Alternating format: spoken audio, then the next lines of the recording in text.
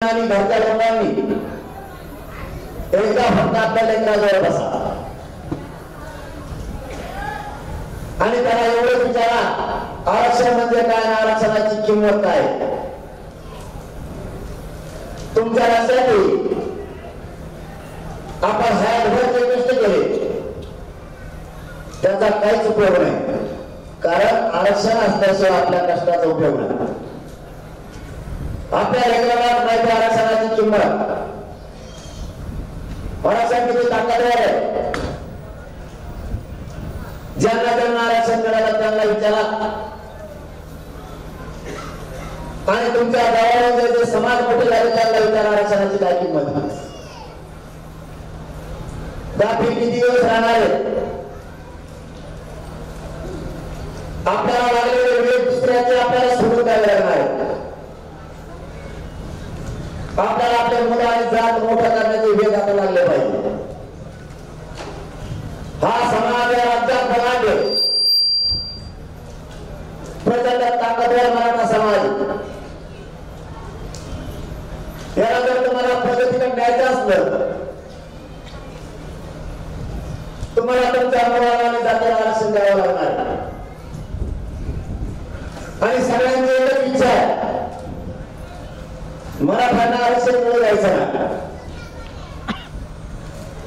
त्यांना माहिती ही जमात अशी आहे, ही संख्येनं बलाढ्य, राज्यात अर्धा मराठा समाज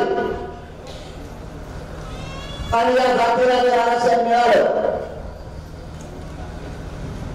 तर जगाच्या पाठीवरती मराठा समाज हा प्रगत असलेला दिसणार. म्हणून आपल्याला आरक्षण मिळू द्यायचं नाही. खूप जणांनी देव पाण्यात बुडून ठेवले, मराठ्यांना आरक्षण मिळू द्यायचं नाही म्हणून.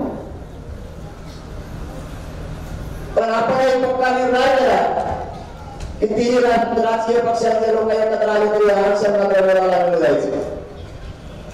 या निश्चयापासून मराठ्यांनी हटू नका.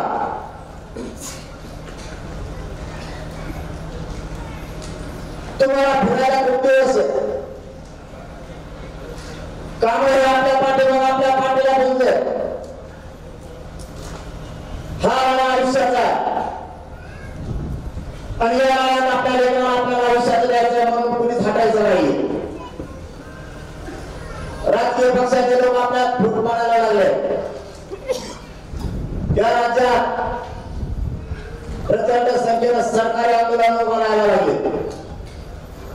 त्याचं मुख्य कारण फक्त एकच आहे, मराठ्यात फूट पाडायची.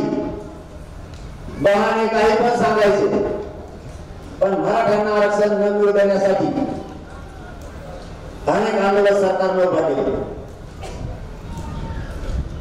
मला या गोष्ट कळत नाही का इंग्रजांनी स्वप्न बघायचं नाही. आमचा वाणी कोणी नाही का? 70-75 वर्षात पुढे गेलेले राजकीय पक्षांचे लोक आज गरीब मराठ्यांच्या बाजूने उभा राहण्याऐवजी सरकारच्या बाजूने उभा राहायला लागले. या सगळ्या पक्षांच्या नेत्याला त्यांची संपत्ती वाचवायची, या राजकीय पक्षांच्या आमदार मंत्र्यांना यांचे मुलांना वाचवायचे, या नेत्यांचा पक्ष वाचवायचा, त्यांचा नेता वाचवायचा. पण माझा गोरगरीब मराठ्यांचे पोर आणि समाज वाचवायचा नाहीये. म्हणून मराठ्यांचे भागावर केला. आता सावध राहण्याचे दिवस आहेत. बेसावध नकारे मायावर आपले लोक आपल्याला आता कधीच माफ करणार नाहीये. निवडणूक आता जवळ आल्या. या निवडणुकीच्या काळात आपल्याला अनेक पद्धतीने भावनिक केलं जाणार, आपल्यावरती दादागिरी केली जाणार. याचं मूळ कारण मराठ्यांना घाबरवायचं, त्यांच्यावरती दहशत निर्माण करायची, कारण त्यांना आरक्षण मिळू द्यायचं नाही म्हणून. प्रत्येक राजकीय पक्षाचा नेता आज पक्ष वाचवायला आणि नेता वाचवायला उठला.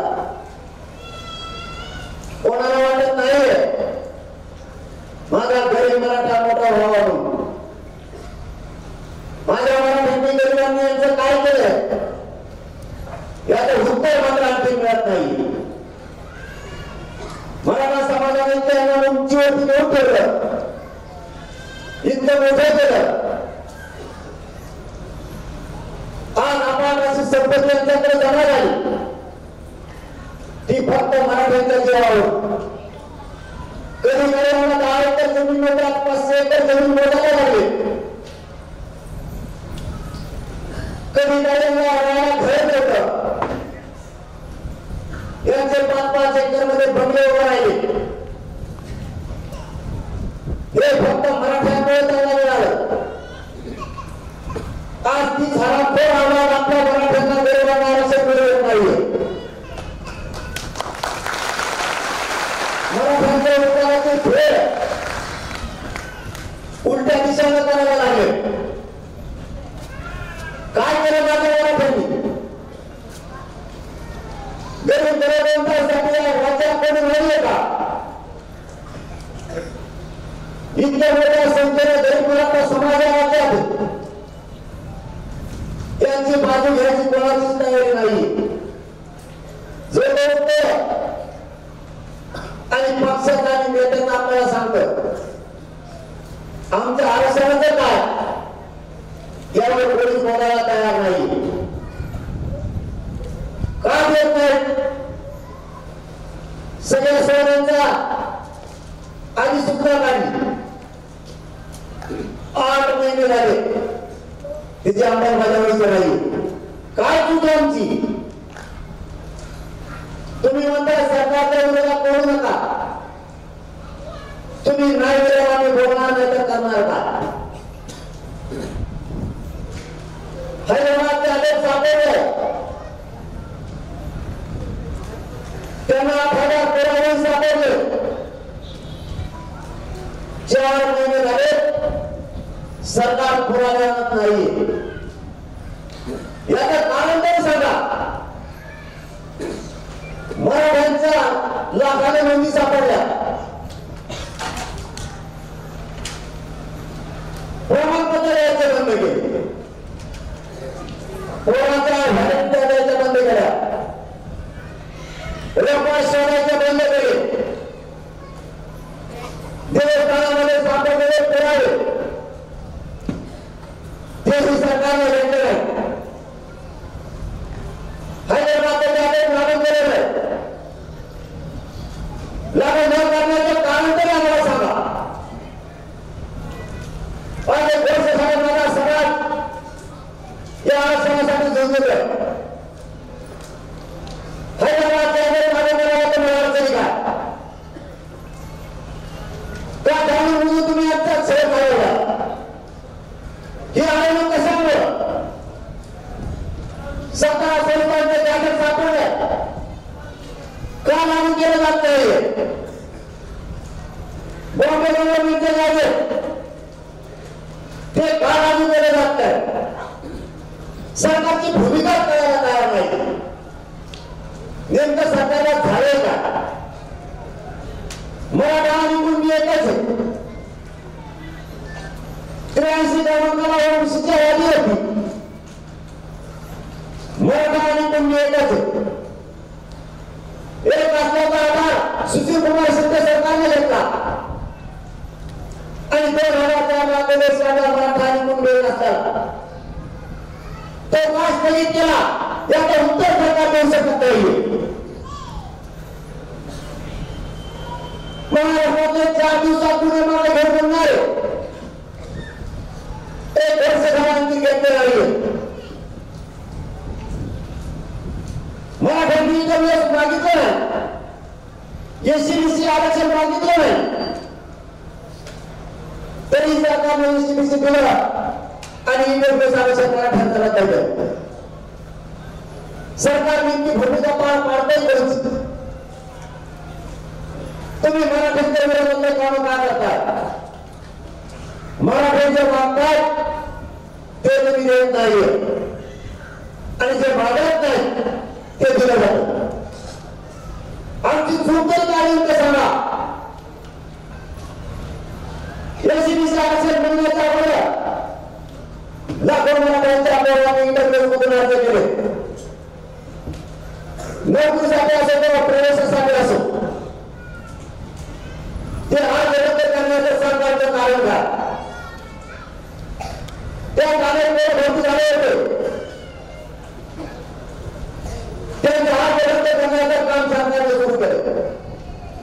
मराठी करा, जागेवर विचार करायचा प्रयत्न करा. नुसतं बोलून चालणार नाहीये. आपल्याला सरकारकडे बारकाईने लक्ष ठेवावं लागणार. नेमकं चालणार तरी काय? ईडब्ल्यूएस रद्द केलं, एसीबीसी दिलं. आमचं म्हणणं होतं की केंद्रापर्यंत ईडब्ल्यूएस, एसीबीसी फक्त राज्यासाठी. आमच्या पोरांना सुद्धा केंद्रात नोकऱ्या करायच्या, राज्यात पण करायचं. हा वाद घातला कशासाठी ईडब्ल्यूएस रद्द करण्याचा? याचं उत्तर सरकार देत नाही. सरकारने निर्णय चालू केलं ही आमदार वागा, तो मंत्र्यांच्या विरोधात वागा, तो खासदार मंत्र्यांच्या विरोधात वागा. आणि प्रश्न विचारतात, आमच्या नेत्याला बोलू नका. तुमचा बाप आहे का?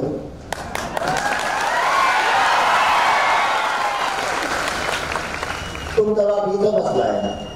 ही बाप आहे सगळ्याचा, जनता सगळ्यांची बाप.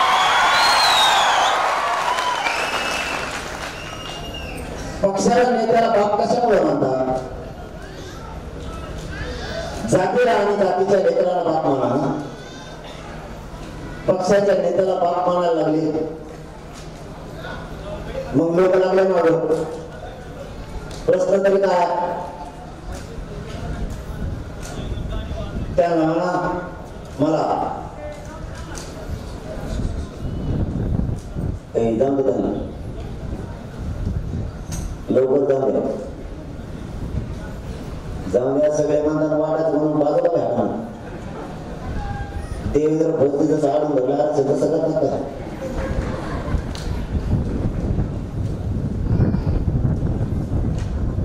म्हणणं तरी काय यांचं? आमच्या नेत्याला बोलू नका. तो आहे नेत्याकडे जायला, त्याला म्हणा आरक्षण दे. एक शब्द बोलून हे मराठी मला नाही पाहणार. आरक्षण दे, एक शब्द बोलत नाही दिलं तर गडबडशिवाय पर्याय नाही. दुसरं काय? तुमचा त्यांना फायदा झाला. तुम्ही दिला असता त्यांना फायदा झाला असता का?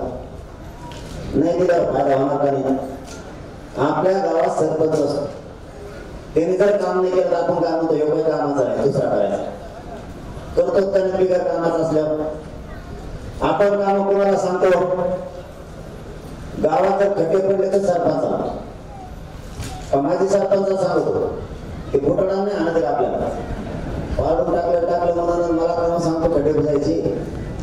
मग सध्याचा सरपंच कोणी? देवेंद्र फडणवीस. मागणार कोणाला आपण? सरपंचाला. ते उपसरपंच आहे ना, उपसरपंच आहे. एखादी जागा राखीव असते तसं ते उपसरपंच आहे, पण सरपंचाचे सगळे अधिकार त्याच्याकडे. ते सगळं चालेल. मागणार कोणाला?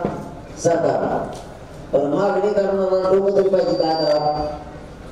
मला काय सांगितलं म्हणे त्यांच्याकडून लिहून घ्या. देवेंद्र फडणवीस म्हणले दिला, त्यांच्याकडून लिहून घ्या तुम्हाला ते आरक्षण देणार आहे का? एक जण दुसरा बी म्हणला, ते म्हणला त्यांना त्यांचं मूल्य का? त्याच्या विचारावर चालत लागले सगळे भाजपमध्ये काही आमदार काही त्यांचं मूल्य घ्या आणि लिहून आणायचं मला सांगितलं त्याच्याकडे. पण त्यांनी मागणी बी केली अधिवेशन बोलावं म्हणून सगळ्या आमदारांचं. आमचंही म्हणणं त्याची भुल्या दुधका पाण्याचं पाणी बोला सगळं अधिवेशन. पण अधिवेशन बोलावं लागतं. आता विशेष अधिवेशन झालं एसीबीसी साठी. सरकारने बोलवलं, मुख्यमंत्र्यांना अधिकार आहे, उपसरपंचाला काय अधिकार आहे? टोळी मुकादम बोलवून आणायचा. देवेंद्र फडणवीसला काय अधिकार आहे? बोलवा ना. कोण येणार नाही ते मराठ्यांना दिसत. नाटक करू नका. सगळ्या आमदार मागणी करा, सगळ्या आमदार मागणी करा करून ठेका घेतल्या किंवा सगळे आमदार आता गावात बसायचा मराठा एका ठेवी घेतलेल्या कोणत्या आमदारांना ढोंगराला दारात बसायचे. सरकारने अधिवेशन बोलवलं, तिथं ओबीसी आरक्षणाचा मराठ्यांचा विषय ठेवावा, त्यांचा जो असेल तो. सगळे आमदार तिथं बोलतात, त्या नाही बोलत, हे मराठी दिवसभर बघतील. जो बोलणार नाही त्याला मराठी काढून टाकतील. सोपा विषय घाटायला नाही, आता नाटक नाही करायचे. 9 टाइम के बंद नाटक कंपनी आंदोलन करण्यापेक्षा तो नेत्याला सांगायचं अधिवेशन बोलव, आमदार येतील आणि जे येणार नाही त्यांना मराठ्याला दिसतील. नाही आले मराठी ऑटोमॅटिक हिशोब करणार. फक्त नाटक कंपनीने 9 टाइम नाही करायचे. सगळ्या आमदारांना भरण्याची काय गरज नाही. अधिवेशन बोलायला सरकार बोलू शकत, पळून नाही तर पळपुडा भाग नाही करायचा. अधिवेशन बोलायचं, जो आमदार विषय मांडल, जो मांडणार ना तो मराठा बघा. कोण मराठ्यांच्या आरक्षणाच्या विरोधात सरकार मानलाय का विरोधी पक्षात? ऑटोमॅटिक करतात सगळे, काळजी करायची गरज नाही. पण नाटक कंपनीत नाटक चालायचं नाही. आता पाठ्या मागत नाहीये, रंगमंगळ करणार नसेल का नाटकात दिवशी, नाटकाच्या आधी रंगीत पार्टी असते, बरेच पाट्याच्या मागं हे तरी पुढे येते. मागचे सुद्धा यांना द्यायचं नाही, याला अधिवेशन पण बोलवायचं नाही. मी आता सांगतो तुम्हाला, हे फक्त नाटक आणि बहाणा. अधिवेशनाची मागणी केली, कुणाकडे केली करणार? विधानसभा अध्यक्षाकडे, सरकार पक्षाचं, बरोबर आहे का? ज्याने काही मागणी केली त्याने विधानसभा अध्यक्षाकडे केली, सरकारकडे केली. मग मला सांगतो त्यांचं मूल्य होणार ना. मग तो अर्ज देताना माझी विधानसभा अध्यक्षाकडून दिला, त्यांच्या महाविकास आघाडी त्यांच्या माझी मुख्यमंत्र्याला यायचा. सरकारकडे काय झाला त्याचं कारण आहे सरकारला सुधारणा करावी लागते. म्हणजे तू सरकारला मागणी करतो ती योग्य आणि आम्ही करतो ती योग्य नाही. कोणते राज्य चालवायला निघाला, कोणता पक्ष चालवता, कोणता नेता चालवताय तुम्ही? काय माझ्या मराठ्यासाठी तुम्ही हे लावले नाटक? तुमच्या संपादक तुम्हाला सांभाळून ठेवण्यासाठी, तुमच्या मुलं वाचवण्यासाठी, तुमचा पक्ष आणि तुमच्या पुढचं वाचवण्यासाठी बरे माझ्या मराठ्यांकडे ना हे कोणत्या राज्य चालवायला निघाला? ही कोणत्या आमदारांच्या मंत्र्याची पद्धत? याला सुट्टी नाही. यांनी किती दहशत मारली, यांनी किती आंदोलन केले. मराठा फुटपडा येऊन मराठ्यांना जाहीर सांगतो, अजिबात फुटपड द्यायचं नाही. कोणत्या नेत्याला अजिबात ठेवायचं नाही.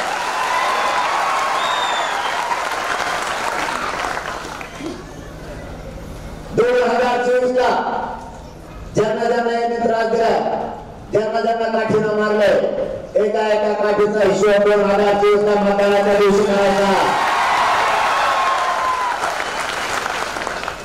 सगळा हिशोब होणार 2024. सुट्टी नाही. माझ्या जातीच्या लेकराला त्रास दिलेल्या लोकांना सुट्टी नाही. जात वाहनावर आढळेल आपण, विसरायचं नाही.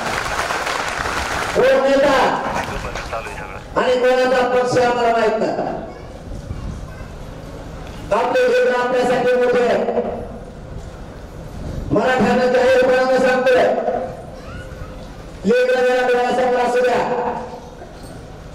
तुमच्या डोळ्यात ज्या नेत्याला तुम्ही मोठं केलं त्या नेत्याचा पोरगा परदेशात शिकताय. तुमच्या पोराला किती दिवस शिकताना प्रचार करायला ठेवताय. म्हणून अधिकारी तुमचे राज्यापासून केंद्रापर्यंत मराठ्यांचे अधिकारी बनायला आरक्षणाचा व्यवहार हे त्यांना पावत नाहीये. मराठा गरीब मराठा सगळ्यात मोठ्या संख्येने 100% मराठ्यांपैकी 2-3% फक्त श्रीमंत मराठी असतील आणि हे आपल्याला परिषद करायला लागले. यांची सरळ सरळ भावना आहे, गरीब मराठी मोठे झाले पाहिजे. म्हणून तर यांनी आंदोलन उभा केले. खूप टोळा माझ्या विरोधात उभा आहे सध्या. देवेंद्र फडणवीस आमदार माझ्या विरोधात उभा केले. काही संघटना काही समन्वय उभा केले. ज्यांना काही किंमतच नाहीये अशा अभ्यासात सुद्धा काही जण बोलायला लागले. ही सगळी जात देवेंद्र फडणवीसांची. का तुम्ही मला मराठा संप्रदायाला भाग बसले माझा आष्टी तालुक्यातल्या मराठ्यांच्या होते. तुम्हाला माझ्या मराठ्यांनी तुमचा पक्ष असं मोठं केलेलं नाही. या मराठ्यांनी 106 आमदार निवडून दिले तरी माझा मराठा संप्रदायाला तुम्ही निघाला. आम्ही तुम्हाला मागितलं नाही काय? आमचा आपल्याला हक्काचा आरक्षण मागितलं. तुम्ही तेही देत नाही. आम्ही कोणत्या चुकीचं पाऊल उचललं? माझं कर्तव्य मी पार पाडतो.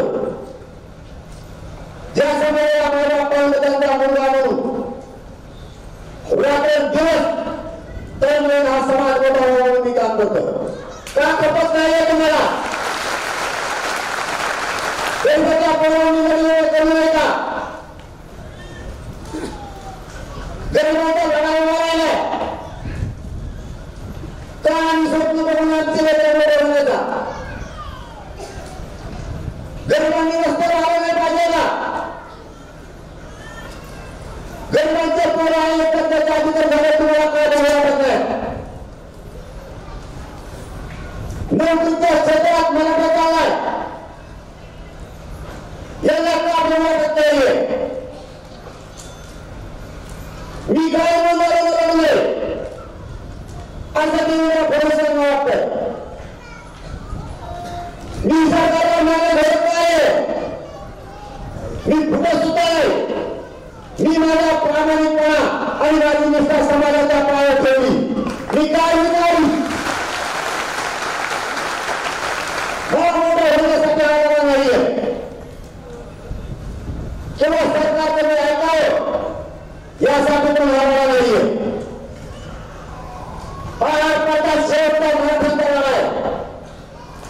स्वतःच्या लेकराच्या न्यायासाठी माझ्या स्वतःसाठी लढाई नाहीये. आणि आमदार खासदार मंत्री यांच्या स्वार्थासाठी अभिमान नाहीये. माझा गरीब मराठा मोठा व्हावा यासाठी हा संघर्ष सुरू आहे. मी इमानदारीने काम करतो. यांच्या पत्नी करत नाहीये.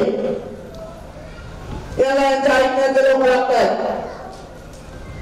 यांनी आंदोलन बांधले जाता त्यांच्याच ऐकण्याचे जेव्हा 2000 कोटी 500 कोटी 4000 कोटीचे काम दिले 500 लोक आंदोलनात उभा झाला. बळांची शक्ती पैसा असलेली आपल्या विरोधात उतरली. गरीब मराठ्याकडे तुम्हाला सांगतो 50,000 कोटीची बळांची शक्ती जरी मराठ्यांच्याकडे उतरली तरी मराठ्यांच्या मनगटाला गरीबाच्या मनगटाला मनगटाला ताकद कोणाचाच नाही. तुम्ही फक्त येऊन राहा. तुम्ही भाजप शिवसेना राष्ट्रवादी काँग्रेस करू नका. याला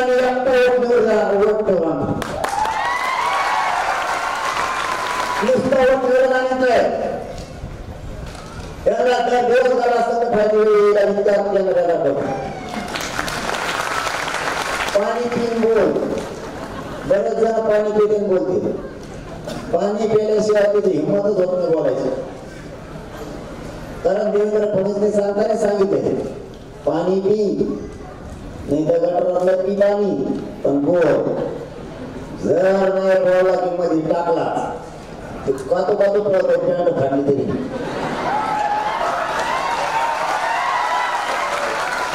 आणि देवेंद्र फडणवीस या महाराष्ट्राला सगळ्यात भित्रा प्राणी सस्यापेक्षा गेल्या काय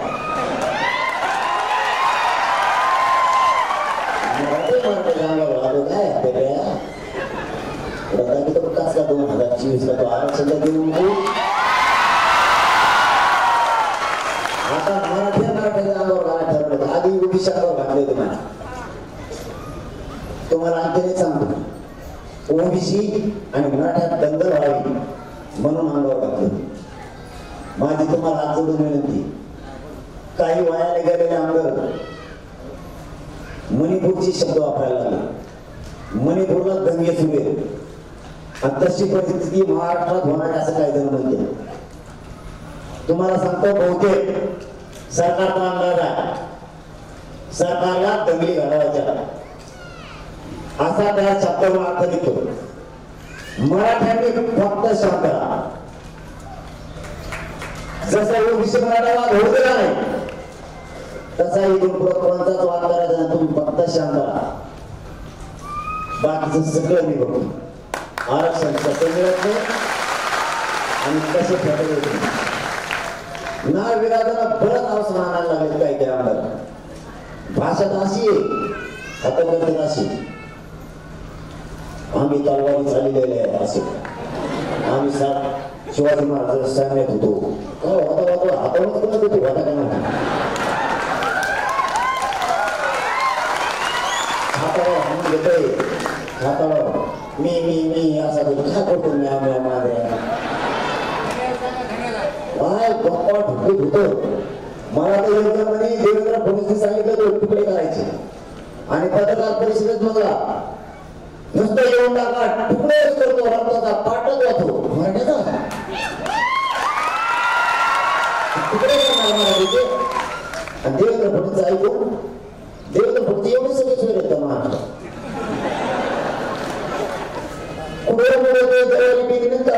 पातळ व्हायची ज्यावेळी त्याला तूप झाली म्हणायची, त्याची ते ठोक त्याची ते ठोक त्याची ते ठोक असे सगळे सुविधा महाराष्ट्रात 25 गावात खरं सापडत सापडत. आमच्या तुकडे करणार का त्याच्या हाताने त्याच त्याला सुद्धा ना ते पाणी एक हातात गलास एक हातात त्याचे किंवा करणार. थांब 2025 पाणी समोर घ्यायची, पाणी लागेल त्या रानाला. आता खेळलाच ना गरीब मराठाला, श्रीमंत मराठा. पहिलं वावर बी नव्हतं ना, आता लई इस्टेट झाली ना, पैशाची मस्ती आली. बघ गरीब मराठा पैसे कसे लागले उडे करून.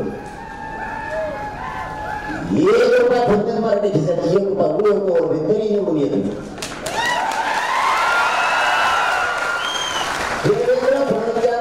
मराठ्यांच्या विरोधात जाऊन जाहीरपणा त्या आष्टी तालुक्यातल्या बैठकीच्या निमित्तानं महाराष्ट्रातल्या सगळ्या पक्षातल्या मराठ्यांना सांग उगाच मराठ्यांच्या विरोधात जाऊ, मराठ्यांच्या विरोधात जाऊ. तुम्ही तुमच्या हाताने देवेंद्र फडणवीस ऐकून तुमची इज्जत घालू नका. तुम्ही मराठ्यांना देऊन हेच मराठी तुम्हाला पडू नाही देणार. फक्त मराठ्यांच्या आंदोलनाचा बाजूला राहा. तुम्ही त्याचा विरोधात गेले खला आता मागे जात तसं. एक जणाकडे इतके पैसे होते तरी मराठी पाडून लागला.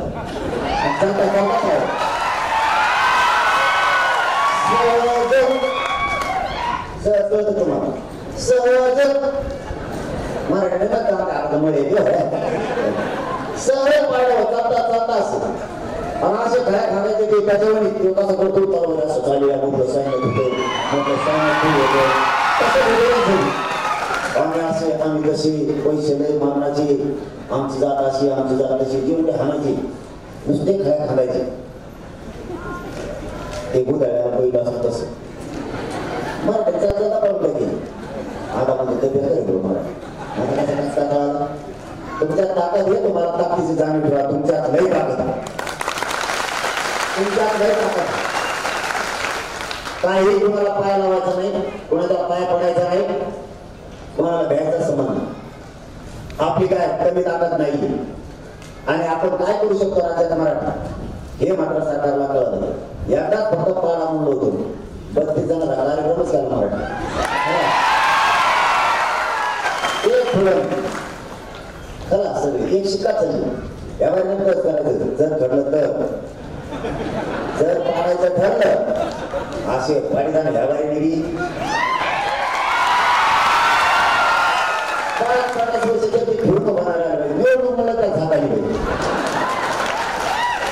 या मला पक्षाला मला तुला तिकीट देऊ मला तिकीट मला दुसरं काय सांग तिकीट देऊ इतकं आता कसं झालं एक जणाचं आता जर 48 मतदारसंघ 54 पैकी राखीव मधले मराठा तिकडे मतदान केलं तिकडे निवडून येते म्हणजे असे काय ठिकाणी सांगणार होतं मराठ्याच्या मतदाराशिवाय निवडूनच येत नाही प्रत्येक राखीव मतदारसंघात 1 लाखापेक्षा जास्त मतदान आहे मराठा प्रत्येक मतदारसंघात एवढ्या वेळेस फक्त मराठ्यांच्या बाजू मांडणारा त्यालाच मत द्यायचे दुसऱ्या द्यायचं अजिबात द्यायचं आता 1 लाखाची लीड सोपी गोष्ट आहे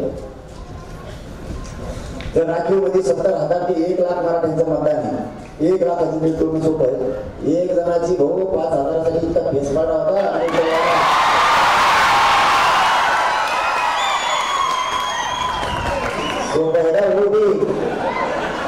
मराठ्याला बेजार होती डबल म्हणून म्हणली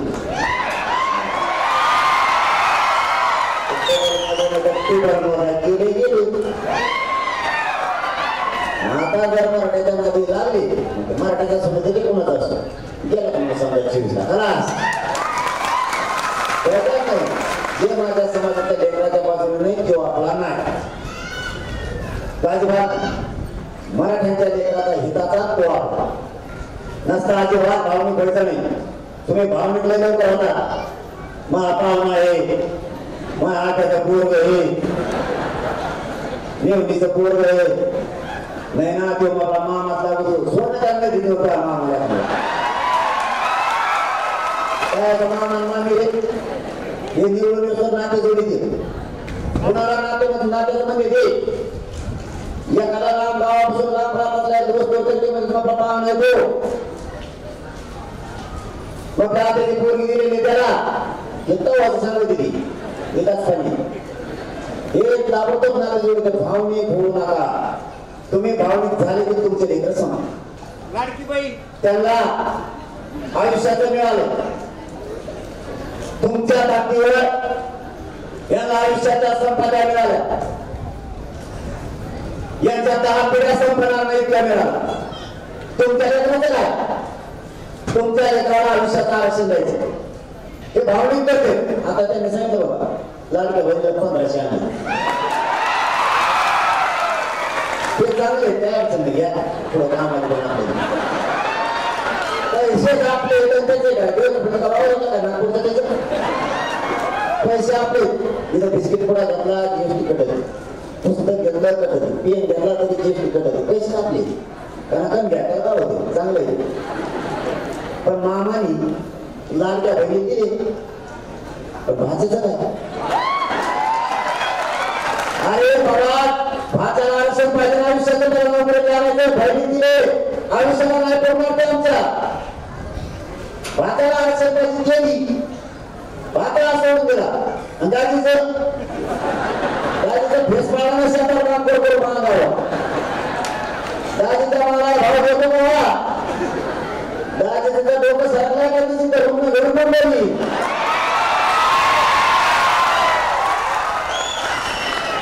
तुम्ही आम्हाला आयुष्य द्या ना आणि मी या दाजी घेऊन जाणार ते सगळे मुंबई तुमचे म्हातारे एकदा मी सगळे मुंबईला बघा नाही कळलं येताना तुमच्या म्हाताऱ्यात मी सगळं आरक्षणच घेऊन आला तो येतच नाही तो घरात सांभाळली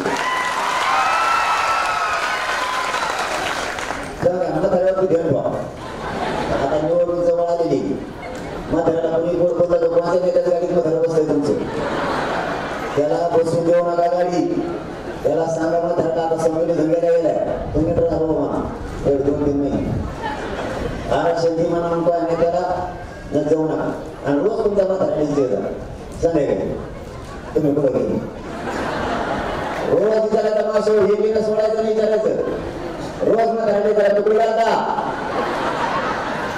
हे जर मला ज्ञात्या सगळं मला धरायला लागलं बरं का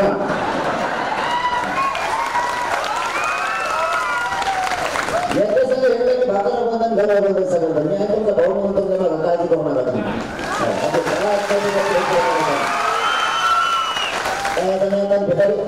कोणाचा पक्ष कोणाचा नेता कुणाला सांगताय तुम्ही कोणाच्या मुद्दे पडायला लागलेत मराठ्यांच्या एका टक्क्यावर उडले तर घरी रणात यायला लागले तुम्ही केलेल्या कष्टाचा काय उपयोग ऊस तोडले तुम्ही वावडले तुम्ही वेळ पडले तर व्याजानं पैसे काढले तुम्ही आणि त्या लेकराला नोटीस नाही लागली तर करायचं काय मला या पाठीमागच्या दौऱ्यात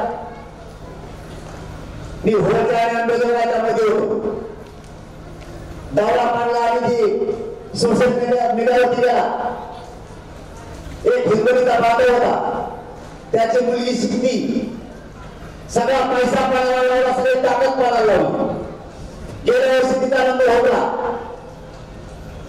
जेवण नाही राहिलं नाही आता केलं का पाहिजे मुलीचं स्वप्न त्याला साकार करायचं आणि मुलीला आई बापाचं स्वप्न साकार करायचं आणि आरक्षण आपण घरी बसतो त्याच्या नशिबामध्ये आरक्षणाचं कोणती प्रमाणपत्र मिळालं आणि माझा दौरा पडला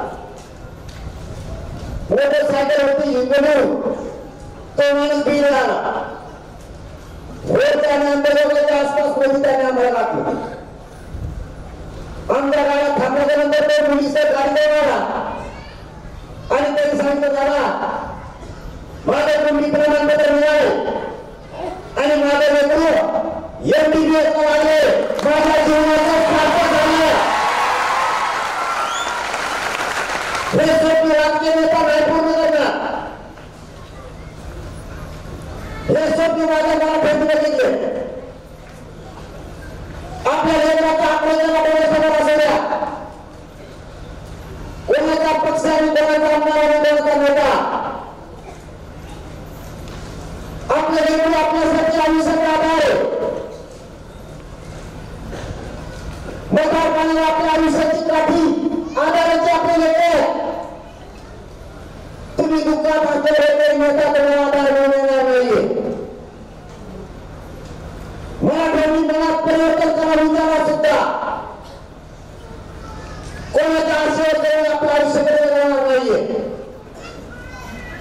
तुमचे लेकर तुमचा आधार आहे सोन्यासारखे लेकर सुशिक्षित भेटावून हिंडावं लागेल आणि आपण मोठे भेटायला करायला लागलो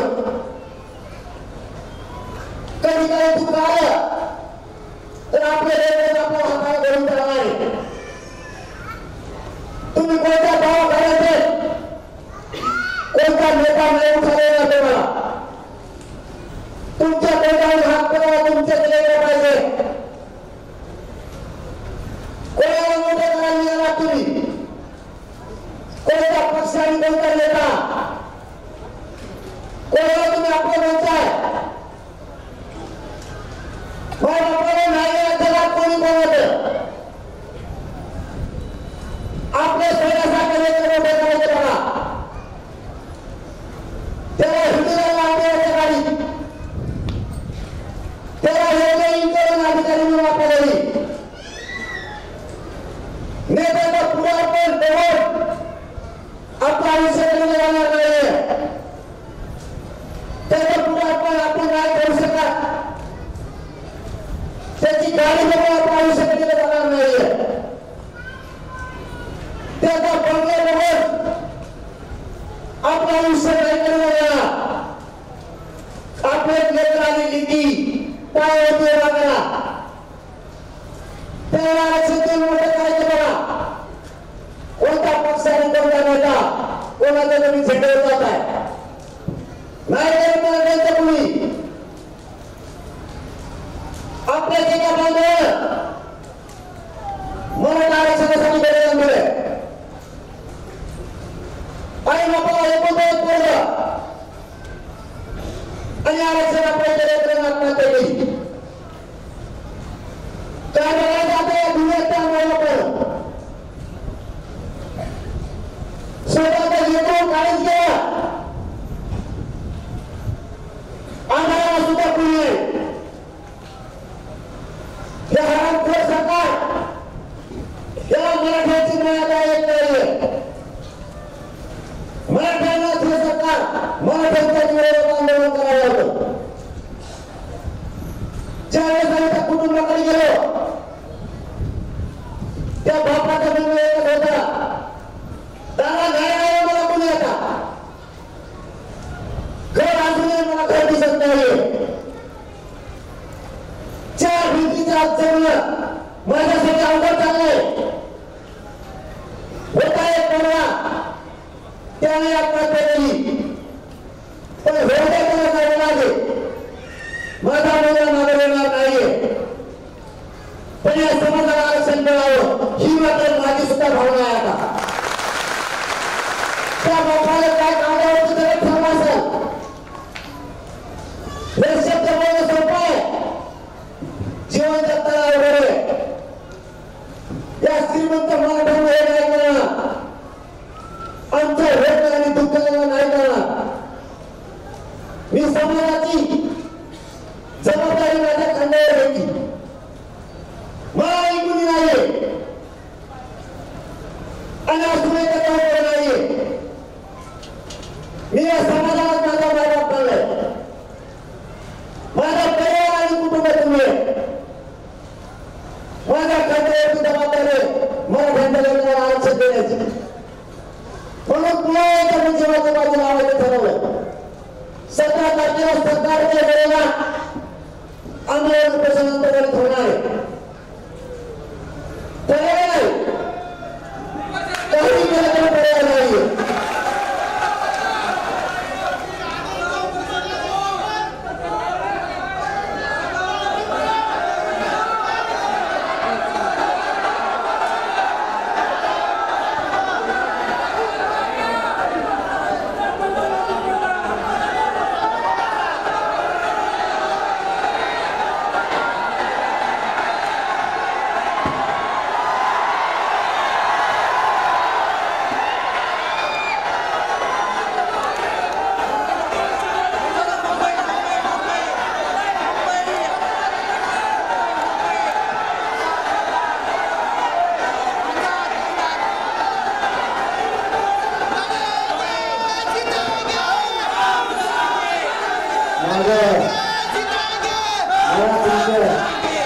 माया आणि भावना कळती. मी मूर्ख नाहीये, मला तुमची भावना आणि माया कळती. पण तुम्ही भावनिक होऊ नका. परिस्थिती गंभीर आहे. मला माझ्या समाजासाठी, मी माझ्या स्वार्थासाठी मायवडिलांना आणि मायबापांना करत नाहीये. माझा समाज माझ्यासाठी सगळ्यात मोठा, माझ्या समाजाच्या लेकराचा आक्रोश माझ्यासाठी सगळ्यात मोठा. सगळ्यांनी ज्याचे काही समाज मोठे केले. भावनिक लोकांना माझ्या भावना समजून घ्या. जर मी या समाजाला मायबाप मानलं तर या समाजाची जबाबदारी, समाजाच्या लेकरांची जबाबदारी माझ्या खांद्यावरती. मी माझ्या स्वार्थासाठी आम्हाला प्रश्न नाही करत. माझ्या समाजाचे लेकर मोठे व्हावे म्हणून आम्हाला प्रश्न. मला माहिती आहे माझ्या सर्वांच्या किती वेळ मला आजही 4 पाय करता येत नाहीये. 4 पाय यंत्राच्या बंधाकडे मला 2 माणसाचा आधार घ्यावा. माझ्या वेदनेला माझ्या समाजाच्या आपल्या किंमत आहे. माझ्या समाजाचा किती आक्रोश हे माझ्यासाठी महत्वाचं आहे. माझ्या समाजाचे लेकर आणि लेकी किती आरक्षणासाठी माझ्यासाठी महत्वाचं. माझ्यासाठी माझा जीव आणि माझ्या वेदना महत्वाचा नाहीये. तुमची माया ठीक आहे, परंतु भावनेच्या आड नका जाऊ. समाज पुढे चाललाय आणि समाजाला का अडवलं जात आहे. समाजावरती बेरकार पोलीस करून कारवाई केली जाती. मराठ्यांवरती मिळाल्या. जर मी मुलांनी पहिल्या कांड्यावर जबाबदारी असेल तर मला जावं लागणार. मी माझ्या स्वार्थासाठी लढत नाही.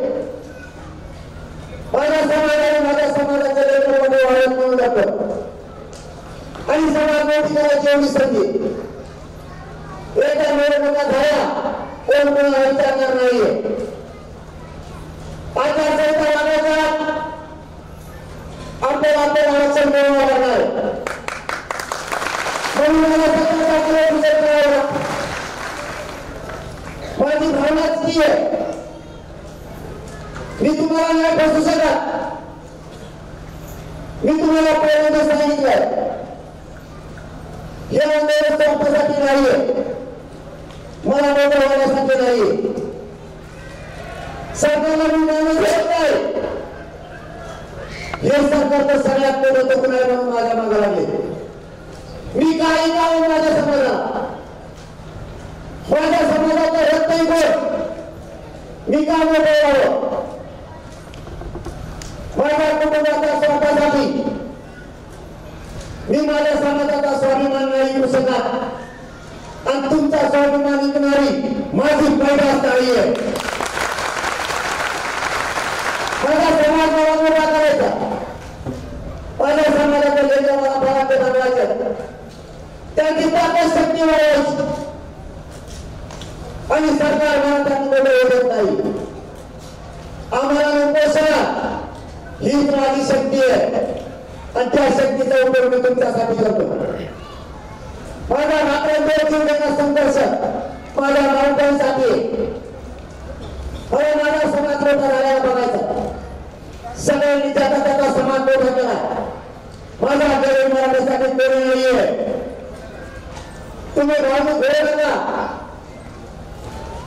कारण मी मरेपर्यंत तुमच्याशी गद्दारी करणार नाही मला काय नको सरकारचं मला त्यांचा पैसा नको नागपूर नको मला माझ्या समाजाच्या लेकराला आयुष्यासाठी आरक्षण पाहिजे हे आरक्षण राज्य आणि केंद्रापुरतं नाहीये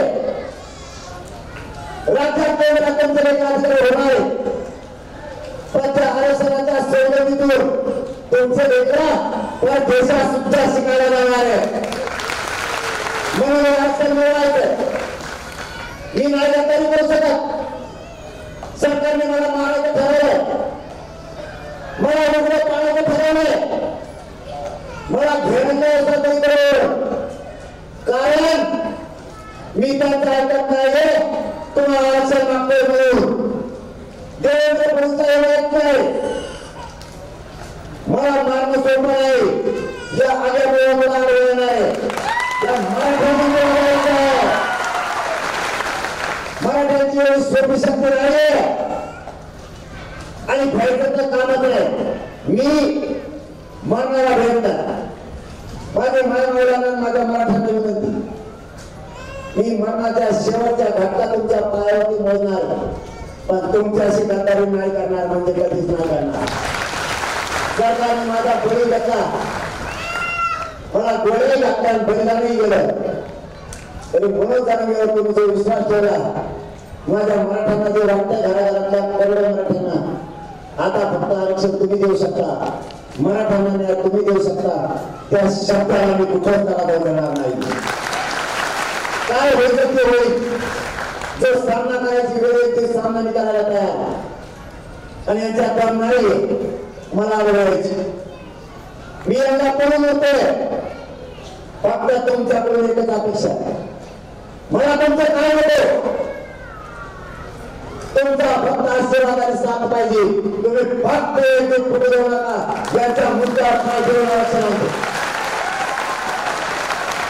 फक्त तुम्ही पक्षाची वागू जाऊ नका काही झालं वाटत नाही 17 तारखेला आम्हाला उपोषण होणार रस्ता त्याच्या आत सरकारने मराठा आणि तुम्ही एक आपल्याला कायदा पारित करायचा 3 गॅजेट लागू करायचे हैदराबादच्या गॅजेटचं सापडलेल्या नोंदी याचे सगळे प्रमाणपत्र द्यायचे बलिदान केलेल्या कुटुंबाच्या ठरलेल्या नोकऱ्या द्यायच्या गॅरंटी सगळ्या द्यायच्या सरकारने एसटीबीसी देऊन इंटरव्ह्यू झालेले ईडब्ल्यूएस मधून अर्ज करणाऱ्या सगळ्या पोरांना नोकरी समाविष्ट करून द्यायचं सरकारने सगळे सरसकट राज्यातले गुन्हे वापस घ्यायचे हे 17 तारखेच्या आत सरकारने करायचे जर सरकारने नाही केलं तर 17 तारखेला आंदोलन कठोर आणि टोकाचं होणार, ते थांबणार नाही. जर सरकारने आचारसंहिता लागायच्या आत मराठ्यांच्या असणाऱ्या सगळ्या मागण्या गटांना लेखी दिल्या त्या पूर्ण मंजूर करायच्या, नाही केल्या आमचा नाईलाज. मी या आष्टी तालुक्यातल्या मराठ्यांच्या साक्षीला खरं ते सांगतो, सरकार ऐकतंय तर नाही. मला आणि माझ्या समाजाला राजकारणात जायचं नाही. आमचं आहे ओबीसीला हक्काचं आरक्षण द्या. जर तुम्ही ते नाही दिलं तुमचं एकही सीट मराठी निवडून येऊ देणार नाही. पुन्हा सांगतोय, आम्हाला राजकारणात जायचं नाही. मला नाही, माझ्या समाजाला नाही. ठरलेल्या सगळ्या मागण्या मंजूर करा. आमच्या राजकारणाशी घेणं घेणं नाही. तुम्ही नाही दिलं आम्ही सुद्धा खुर्ची तुम्हाला देणार. आमच्यासाठी आरक्षण महत्वाचं आणि तुमच्यासाठी खुर्ची महत्वाची. तुम्ही आम्हाला आरक्षण मिळू देत नाही, आम्ही तुम्हाला खुर्ची मिळू देणार नाही. हे चॅलेंज आहे. 113 जागा सरकारच्या मराठी राज्यात येऊ देणार आरक्षण दिलं नाही तर. आता तुम्हाला काय होणार जाता जाता तेवढे 5 मिनिटात सांगतो. तुमच्यावरती प्रचंड दबाव जाणार, येऊ नका.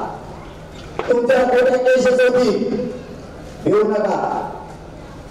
तुम्हाला त्रास दिला नाही, तुम्हाला काठी आणतील, तुम्हाला धमक्या देतील. जो आमदार आणि त्याचे कार्यकर्ते तुम्हाला काठी आणतील त्याचा 2024 ला मतदानाच्या रूपात हिशोब होणार. म्हणजे सगळे याच्या पुढचा तुमच्यावर दबावाला तुम्हाला हाणायला लागले, तुम्हाला मारायला लागले, आमच्या सोबत थांब म्हणले, थांबा नावीला. पण मतदानाला जाताना ते पार्ले बिस्किटचं पुढा लावलेला असतो मतदानात खोक इकडून तेल तिकडून तिथे गेलं कमी वेळा होतो.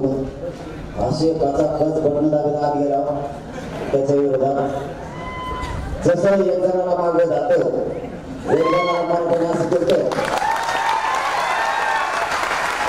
सगळे मराठ्यांचे नेते त्याच्याच व्यासपीठावर पुरे जिल्हा परिषद पंचायत समितीपासून खासदार आमदार मंत्री सगळे तिकडे आपले पोटे पोटेच इकडे. गरीब आपला काय करून नाही वाली, आपण आपलेच एकमेकाच्या वाली करायचं नाही. आपण एकमेकाच्या वाली काय करायचं कोणाची. आपली ताकद त्या मिळवून दिली.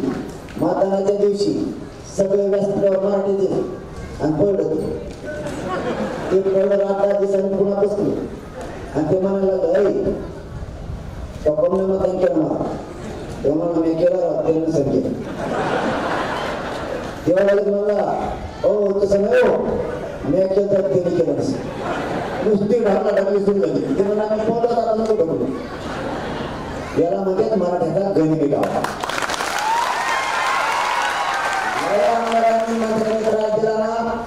मतदानाला गेलं की खपाखप पडणं झालं. तिथे गेल्यावर काय मिळणार म्हणून मतदानाला काढतात. इतका दांडा उठवणार की कमीत कमी तिकीट नाव काढायची मला पाहिजे पुढे आली. प्रत्येक पाड्याला गोळ्या सुरू झाल्या पाहिजे. इतकं ताकद करायचं आणि मराठीने दुसरे काम करायचं. कोणाच्या सभेला राजकीय पक्षाच्या प्रचाराला मराठ्याने जायचं नाही. जायचं बस आपला कोणी नाही. जो आपल्या मुलाचा आपल्या समाजाचा तो जातो. आता लढायचं का पाडायचं ते ठरवायचं ठरल्यावर. जर मराठी म्हणले उभा करायचं तर बघू, पाडायचं म्हणले तर बघू. दोन्ही पैकी दोन्ही सोपंच आपलं. एकदा पाडो म्हणलं की नुसता पाडा म्हणलं तिकडून मुसलमान म्हणले पाडो आणि नुसते पाडो पाडो सुरू झाले. जर आता काय ठरतं मला माहित नाही. जर माताला ठरलं तर माझा मराठा हरून देऊ. तुम्हाला ज्यावेळी सांगतो माझा मराठा हरून देऊ. जर माताला ठरलं तर माझा मराठा हरणं काम आहे. वेळ प्रसंगी वेळ आली एका रात्रीत गुपचूप येत व्हा. पण पुढचा आल्यापासून जात हरला पाडायचं जर ठरलं पाडायचं तर लय सोपं आहे आता कानाला ते विचारायचं काम म्हणून मला मी नाव घेणार जेव्हा जेव्हा आमदार मंत्री मला सगळ्याच देत नाही ना अनाथ तिकडे इकडं तितके लोक इकडं बघावं तितके तुम्ही सभा घेतली काही घेऊन गेले का सगळ्या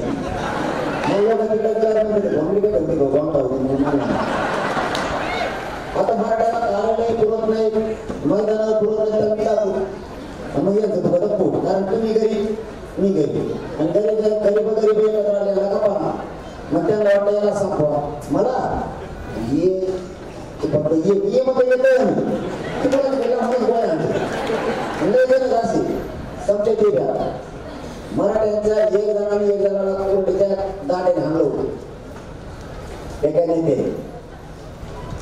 खलास एका दांड्या काय आमचा पळा होता आता मग तुम्हाला पोर नाही का मला माहिती नाही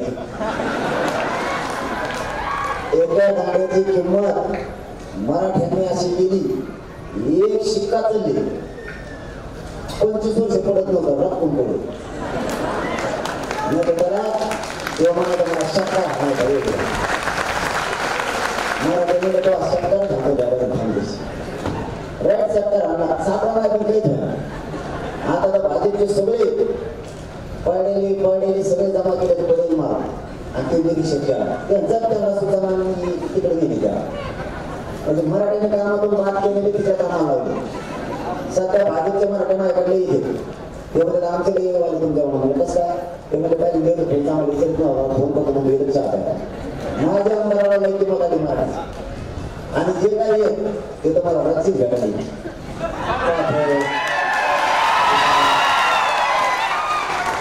आता मराठ्याला माहीत झालं याच्याकडे कुणी गेलं तरी हे काय कोणाचंच होत नाही त्यामुळे मराठी शिकून करू शकतो कारण मी गद्दार नाही ना मी मराठ्याला पुस्तक झाला की आंदोलन मी काय कुणी येतो तिथं तुम्हाला माहित नाही काही घेणार मी काय गेलं काही काही इतकंच आग्रह तिथे गेली मेली माझं फडा जाऊन भरलं तिथं मी काय गेले हळूच तिथे एवढं तुम्ही कसं काय तुम्ही आमचं देणार मी काय गेली तशी राज्य तर 3-4 पाठ वाज करीत मी जर झपला लगेच दुसरीकडे घेतला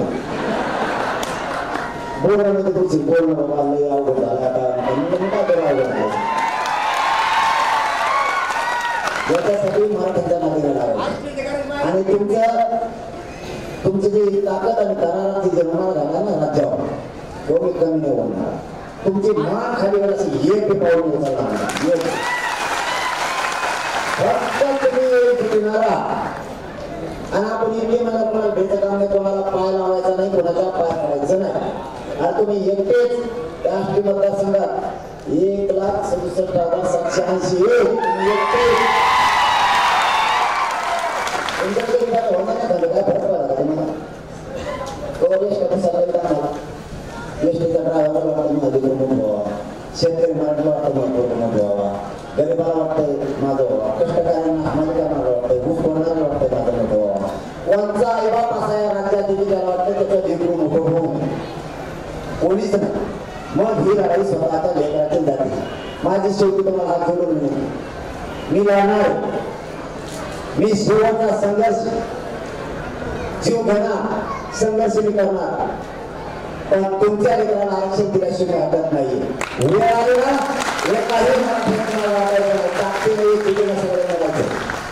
शेवटचं सांगतो लढाई जिंकायची लढाई हाऊ द्यायची ना क्षेत्रीय मराठा एका मैदानात उतरला तर मग हटत नाही मराठ्यांना आरक्षण मिळूनच थांबायचं आपण एकटेच राज्यात 50-55% कोणात हिंमत नाही मराठ्यांच्या अंगावरचे फक्त तुम्ही एकत्र आयोजित विनंती करताना धन्यवाद जय श्रीराम मला रस्ता सांगता येत नाही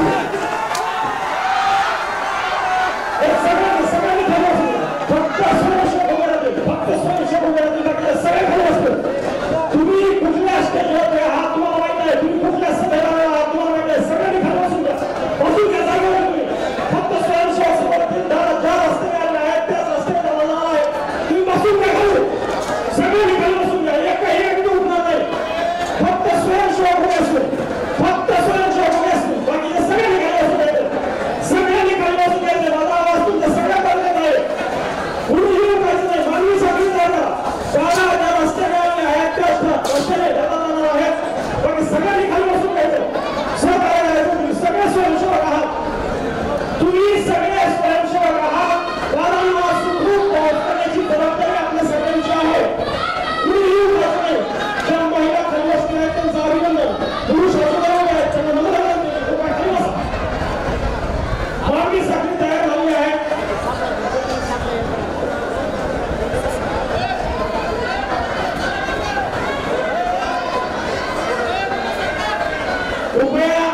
थोडंसं काम घ्या 10 तारखेला काळजी घ्या थोडेसे चोऱ्या होण्याचं प्रमाण वाढलेलं आहे सगळ्यांनी एक विनंती आहे काही लोक चुकीच्या ठिकाणी घुसलेले आहेत तेव्हा कृपया आपल्या वस्तूंची जबाबदारी आपण घ्या मानवी सगळी तयार हाताला हात धरा सगळे स्वयंसेवक सावध राहा दादांना पोस्ट करण्याची जबाबदारी तुमची आहे